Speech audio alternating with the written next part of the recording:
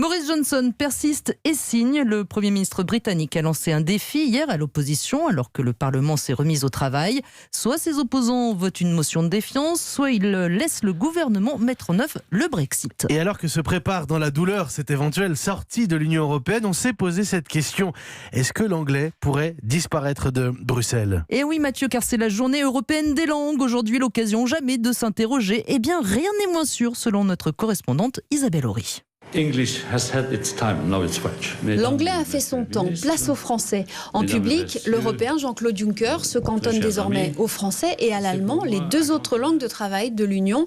Mais il rame à contre-courant, car à Bruxelles, la langue de Shakespeare est omniprésente. C'est même devenu compliqué pour les autres nationalités, explique l'eurodéputé Emmanuel Morel. Vous voyez, vous avez mon dossier Commission Commerce International pour aujourd'hui. Toutes les notes, tout est en anglais. La semaine dernière à Strasbourg, on avait des résolutions très importantes sur les questions internationales. J'ai attendu 1 heure avant le vote pour essayer d'avoir le texte en français parce que je voulais bien comprendre de quoi on parlait et je ne l'ai pas eu. Avec les élargissements aux pays scandinaves, puis à l'est de l'Europe, l'anglais a fini par tout écraser.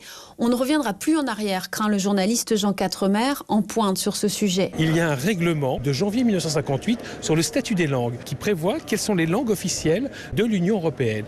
Et ce règlement ne peut être modifié qu'à l'unanimité des États. Donc il y aura toujours un État qui va s'opposer à ce que l'anglais soit enlevé de cette liste. En partant, les Britanniques vont donc laisser leur langue en souvenir, mais une langue un peu massacrée, le globish, comme on l'appelle ici. Bruxelles, Isabelle Horry, Europe.